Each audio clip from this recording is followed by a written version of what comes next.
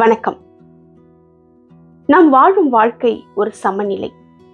அதில் குறையும் இல்லை, நிறையும் இல்லை. இது இருந்தால் அது இல்லை, அது இருந்தால் இது இல்லை.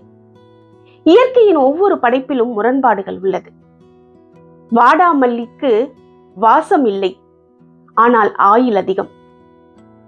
வாசம் வீசும் மல்லிகை பூக்கு ஆயுள் குறைவு.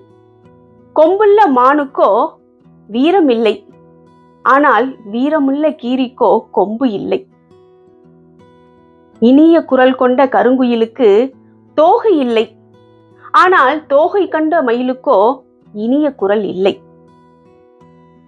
தாகம் தீர்க்கும் தண்ணீருக்கு நிறம் இல்லை, ஆனால் நிறம் கொண்ட நெருப்புக்கோ ஈரம் இல்லை. வீசும் காற்றுக்கு உருவம் இல்லை, ஆனால் உதிக்கும் கதிரவனுக்கு நிழலும் இல்லை. ஒன்றை கொடுத்து ஒன்றை எடுத்தான், ஒன்றை எடுத்து ஒன்றை கொடுத்தான். ஒவ்வொன்றிற்கும் ஒரு காரணத்தை வைத்தான். அதுதான் இயற்கையின் நியதி. புரிந்து கொள் மனிதா, அமைதி கொள் மனிதா. நம் வாழ்க்கையில் உள்ள இயற்கையின் முரண்பாடுகளை புரிந்து கொண்டு அதனை ஏற்றுக்கொண்டு அமைதியோடு வாழ வேண்டும் என்பதையே இந்த இயற்கையின் படைப்புகள் நமக்கு உணர்த்துகிறது.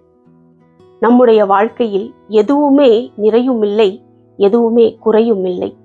நம் வாழ்க்கை ஒரு சமநிலை.